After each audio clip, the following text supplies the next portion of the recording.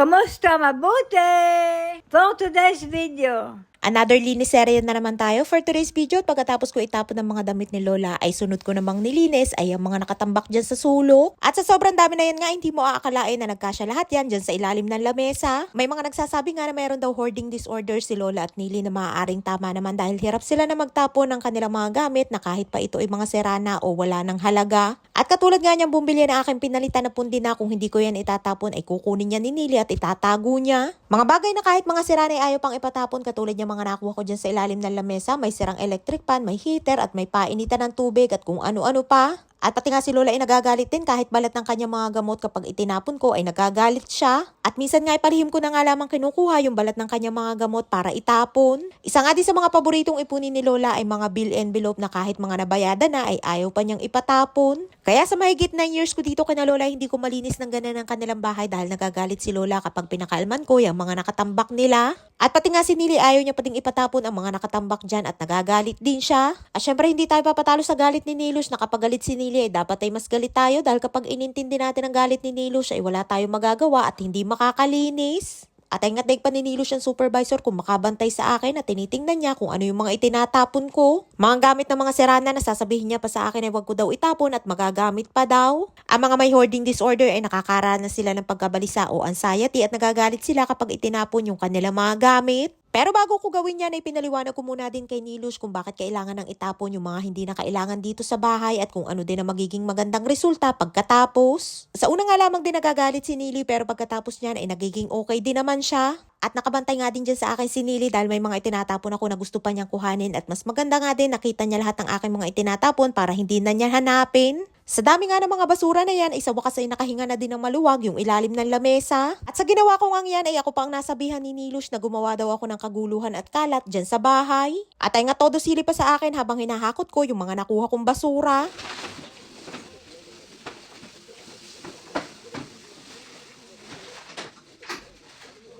Malungkot nga si Nilush dahil wala na siyang magawa at sa isip-isip niya siguro ay paano ko kaya ito pipigilan ay mas malaki pa ang sumpong sa akin. At ay ngat na kontrapat, bakit pati daw yung upuan na itatapon ko kaya ang sabi ko halika dito at umupo ka at itatapon na din kita. At syempre pinaliwanag ko din kay Nilush kung bakit kailangan ng itapon dahil lugso na, gumuho na yung gitna kaya hindi na pwedeng upuan at pinapili ko din siya kung yung bang upuan o siya ang itatapon ko. Ay dinatigil at tapos ang usapan at itapon ko na daw. Madali naman kausap si Nilush basta kasama siya sa pamimilian.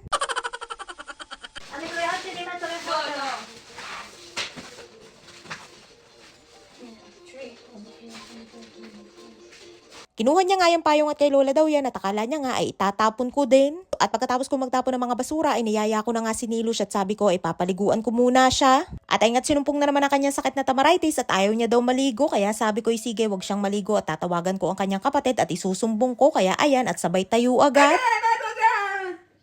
At kaya Vitlit Rackets. At ay nga sabi niya sa akin ay ano ba daw gusto ko, sabi ko ay kailangan niyang maligo at sagot niya sa akin ay hindi niya daw kailangan na maligo.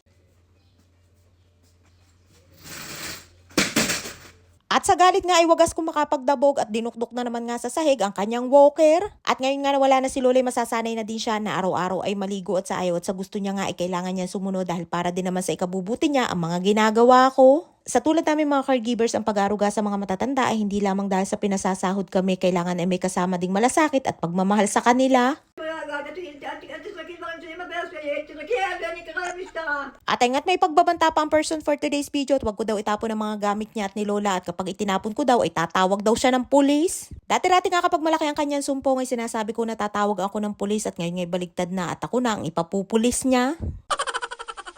At syempre hindi tayo papatalo at sabi ko ako ang tatawag ng pulis at ipadadampot ko siya. At para mahimasmasan at maging kalmado na ulit si Nilush ay pinagmerienda ko muna. Ganan lang naman magalit sa akin si Nilush pero maya-maya ay bati na ulit kami at matutuwa na din yan na naligo siya. Sanay na nga kami sa isa't isa at kahit nung nabubuhay pa nga si Lola ay ganan na din kami. Yun nga lamang kapag pasaway si Nili noon ay si Lola ang aking sumbungan at dahil wala na ngayon si Lola ay yung kapatid na niya ang aking pinagsusumbungan si Imadora at si Rapi. Pero maswerte pa din si Nili na kahit wala na si Lola, hindi naman siya pinababayaan ng kanyang buong pamilya at lahat ay may malasakit sa kanya at inaasikaso kapag may mga kailangan siya. Madalas na din pumupunta dito sa bahay ang kanyang kapatid, binibisita at kinakamusta si Nili. Todo pasalamat nga din sa akin ang kanyang buong pamilya sa ginagawa ko daw na pag-aalaga kay Nili at sa dedikasyon ko daw sa aking trabaho. Hindi madali ang mag-alaga ng mga matatanda lalo na kapag pasaway at hindi nagpapatulog na talaga namang stress ang kalaban mo.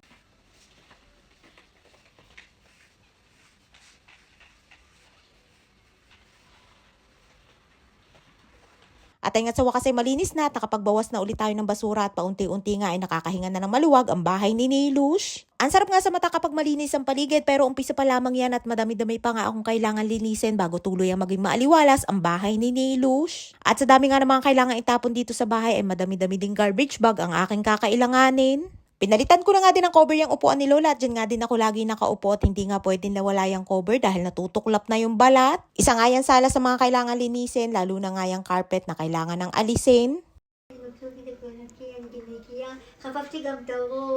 Atin nga si Nilush na pagkatapos makipag-away dahil ayaw maligo ay masaya daw siya dahil malinis na siya. Ay siya hanggang dito lamang ating kwento for today's video at maraming po salamat sa inyong support at laging panonood. Mag-ingat po tayong lahat palagi. And please follow and share Aqua Infinity Private Resort and Events please and please subscribe to my YouTube channel.